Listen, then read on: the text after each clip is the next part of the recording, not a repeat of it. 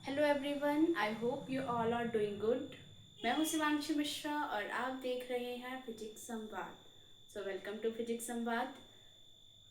I I hope आप लोगों के क्लास 11th के एग्ज़ाम कंप्लीट हो चुके होंगे और आप क्लास 12th की प्रिपरेशन के लिए रेडी होंगे। तो आइए आज मैं आपसे क्लास 12th की फिजिक्स का सिलेबस डिस्कस करती हूँ। तो सबसे पहले क्लास 12th के फिजिक्स में जो एनसीईआरटी बेस्ड सिलेबस है उसमें 9 यूनिट्स हैं और 9 यूनिट्स में हर एक यूनिट में एक या दो चैप्टर हैं। तो यूनिट फर्स्ट में इलेक्ट्रोस्टैटिक्स है। इलेक्ट्रोस्टैटिक्स के बारे में हम डिस्कस करेंगे। बेसिकली इसमें जो टॉपिक्स हैं कि चार्ज क्या होता है, इलेक्ट्रिक फील्ड क्या होती है, इलेक्ट्रिक फील्ड की प्रॉपर्टीज क्या क्या हैं, गॉस थ्योरम क्या होती है, ये सारी चीज़ें हम डिस्कस करेंगे। फिर इसके जो सेकंड चैप्टर है, सेकंड चैप्टर का जो नेम है वो है इलेक्ट्रिक पोटेंशियल और कैपेसिटेंस। तो इलेक्ट्रिक पोटेंशियल क्या क्या होते हैं, कैपेसिटेंस क्या है, और उसमें डिफरेंट डिफरेंट डेरिवेशंस हैं जिसके बारे में हम प्रॉपर डिस्कस करेंगे। देन जो आपकी थर्ड यूनिट है करंट इलेक्ट्रिसिटी, उसका नेम भी करंट इलेक्ट्रिसिटी है। और करंट इलेक्ट्रिसिटी के में करंट क्या होता है, इलेक्ट्रिसिटी में कैसे पास होता है, व्हीट स्टोन ब्रिज क्या होते हैं, मीटर ब्रिज क्या होते हैं, रेजिस्टेंस क्या होते हैं, ओम्स लॉ क्या होता है, हम डिफरेंट डिफरेंट टॉपिक्स के बारे में हम इस करंट इलेक्ट्रिसिटी के चैप्टर में डिस्कस करेंगे। फोर्थ है आपका magnetic effect of current and magnetism.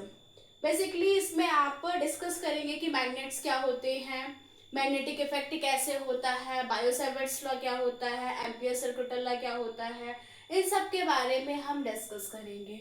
फिर उसके बाद है आपका electromagnetic induction and alternative. Electromagnetic induction क्या होता है, अल्टरनेट करंट क्या होते हैं, डीसी करंट क्या होता है, हम घरों में कौन सा करंट यूज करते हैं, इन्वर्टर में कौन सा करंट होता है, बैटरी क्या होते हैं, और डिफरेंट डिफरेंट सर्किट्स हैं अल्टरनेटिंग करंट में। अप्रॉक्स आपके 7 सर्किट्स हैं, उन्हें हम डिस्कस करेंगे। फिर उसके बाद है आपका इलेक्ट्रोमैग्नेटिक वेव्स। इलेक्ट्रोमैग्नेटिक वेव्स कौन कौन सी होती हैं, इंफ्रारेड रेज क्या होती हैं। बेसिकली हम इसमें हाइड्रोजन स्पेक्ट्रम को डिस्कस करेंगे।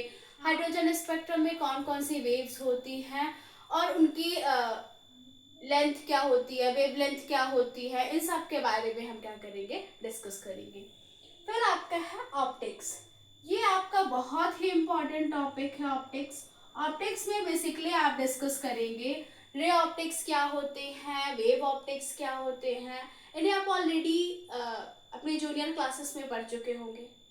क्लास 10th में आप लोगों ने कॉनकेव लेंस पढ़ा होगा, कॉन्वेक्स लेंस पढ़ा होगा, उसके बाद उसके यूजेस पढ़े होंगे। और रे ऑप्टिक्स में रे ऑप्टिक्स और उसके साथ साथ वेव ऑप्टिक्स भी है, और उसके अलावा इंस्ट्रूमेंटल भी है। इंस्ट्रूमेंट जैसे कि माइक्रोस्कोप क्या हो रहेंगे, डिस्कस करेंगे। Dual nature of radiation and matter पे आप डिस्कस करेंगे कि डुअल नेचर क्या होते हैं, डुअल नेचर ऑफ मैटर्स क्या होते हैं, रेडिएशंस क्या होते हैं, रेडिएशंस कहाँ से आती हैं, और लाइट इलेक्ट्रोमैग्नेटिक वेव है या मैकेनिकल वेव है, इन सब के बारे में हम क्या करेंगे, डिस्कस करेंगे। फिर उसके बाद आपका जो टॉपिक है वो है एटम्स एंड न्यूक्लियाई। इसमें आप डिस्कस करेंगे कि रदरफोर्ड ने कौन सा मॉडल दिया था, एटम्स की डिस्कवरी किसने की थी, स्पीड ऑफ लाइट क्या होती है, इन सब के बारे में हम इसमें क्या करेंगे, डीपली डिस्कस करेंगे। फिर आपका जो लास्ट यूनिट्स है वो क्या है, इलेक्ट्रॉनिक डिवाइस। इलेक्ट्रॉनिक डिवाइस में आप डिस्कस करेंगे कि सेमीकंडक्टर्स क्या होते हैं, इंसुलेटर्स क्या होते हैं, और इंट्रिंसिक टाइप के सेमीकंडक्टर्स क्या होते हैं, एक्सट्रिंसिक क्या होते हैं, पी एन जंक्शन क्या होता है, पी टाइप सेमीकंडक्टर्स क्या होते हैं, एन टाइप सेमीकंडक्टर्स क्या होते हैं, डायोड क्या होता है, इन सब के बारे में हम इलेक्ट्रॉनिक डिवाइस में डीपली डिस्कस करेंगे। तो कल से मैं आप सभी के लिए चैप्टर फर्स्ट से या यूनिट फर्स्ट से इलेक्ट्रोस्टैटिक चैप्टर को शुरू करूँगी, जिसमें हम short up to 5 to 10 minute videos बनाऊंगी। हर एक टॉपिक को बहुत अच्छे से डिस्कस करेंगे। Thank you, have a good day.